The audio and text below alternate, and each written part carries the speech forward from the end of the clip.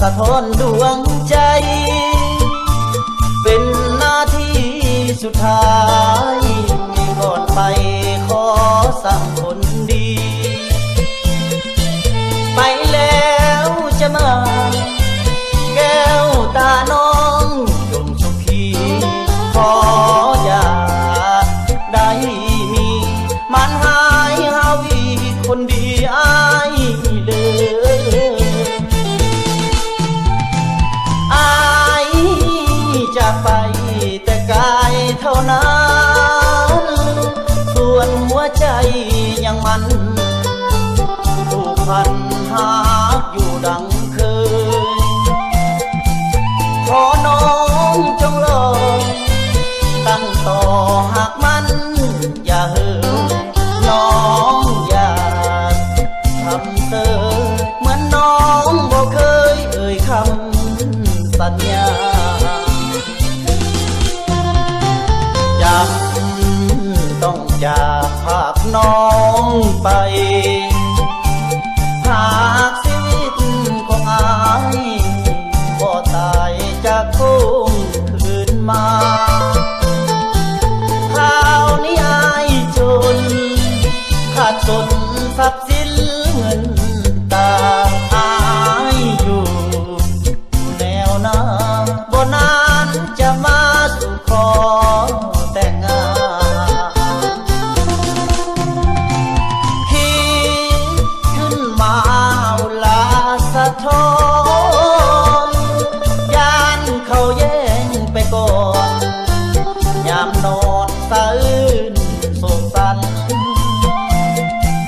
สุดแสนละทมขึ้นคมซอกซ้ำสิวันน้องบอดสงสารไปคิดแต่งานยันอายขาดใจ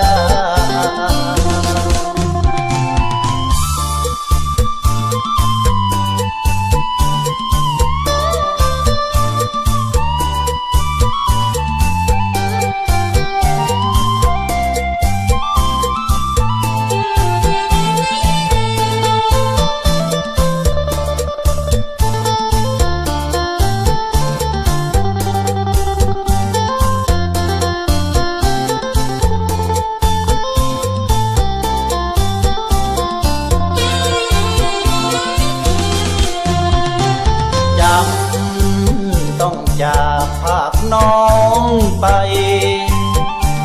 หากชีวิตของอายบ่ตายจากทุ่งคืนมาข่าวนี้อายจนขาดสนทรัพย์สินเงินตาอายอยู่แนวหน้าบ่นานจะมาสู่ขอแต่งงาน